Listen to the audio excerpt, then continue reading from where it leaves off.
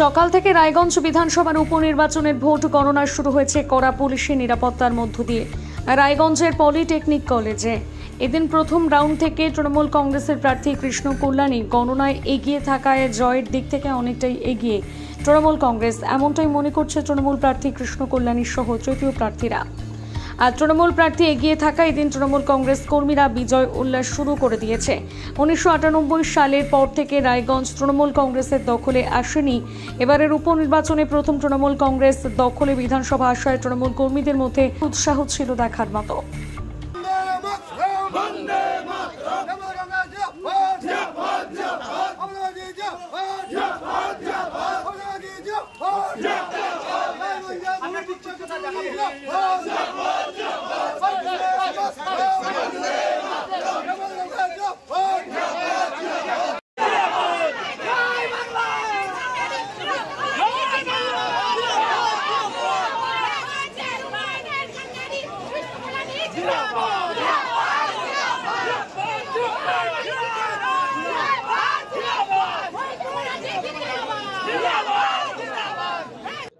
এখন fourth round হলো। Fourth রাউন্ডে 21,000 সামথিং ভোটে এগিয়ে আছি। আমি গ্রামবাসীকে হৃদয় অন্তরস্থল থেকে ধন্যবাদ, কৃতজ্ঞতা জানাচ্ছি যে এবার কোনো ধর্মের মেরুকরণ হয়নি। উন্নয়নের উপর আস্থা রেখে আমাদের মানবিক মুখ্যমন্ত্রী মমতা বন্দ্যোপাধ্যায় যে হিসেবে উন্নয়নের বন্যা বয়ে দিয়েছেন রাজ্য জুড়ে, তার উপর আস্থা রেখে এবার রায়গঞ্জবাসী ভোট করেছে।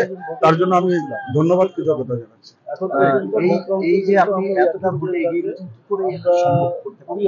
আমাদের কর্মী বলুন, আমাদের নেতারা বলুন, আমার এখানে বোর্ড অফ অ্যাডমিনিস্ট্রেশনের চেয়ারপারসন সন্দীপ দা রয়েছেন, জেলা সভাপতি কানাই দা রয়েছেন, অরিন্দম সরকার ভাইস চেয়ারপারসন রয়েছে, সবাই যত কোঅর্ডিনেটররা রয়েছেন, আমাদের গ্রামের যারা পঞ্চায়েত সদস্য প্রধান রয়েছে, সবাই একজুট হয়ে এবার কাজ করেছেন। আমাদের একটাই বার্তা ছিল যে আমরা উন্নয়ন নিয়ে ভোট চাইবো মানুষের কাছে, আর উন্নয়নের সাথে মানুষ নিজের রায় দিয়েছে।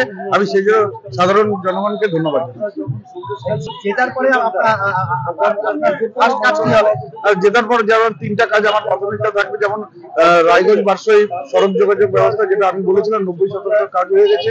তারপর আমি বোর্ড অফ অ্যাডমিনিস্ট্রেশন রায়গঞ্জ মিউনিসিপ্যালিটির সন্দীপ দা রয়েছেন, ওনার সাথে বসে নিয়ে রায়গঞ্জ ড্রেনেজ ব্যবস্থা, জল নিকাশি ব্যবস্থা কি করে ভালো করা যায় সেটা আমরা দেখবো। যানজট থেকে রায়গঞ্জবাসীকে কি করে মুক্ত করা যায় সেই ব্যাপার নিয়ে আগামী দিনে আমরা মাস্টার প্ল্যান বানিয়ে আমরা উন্নয়নের কাজ করব।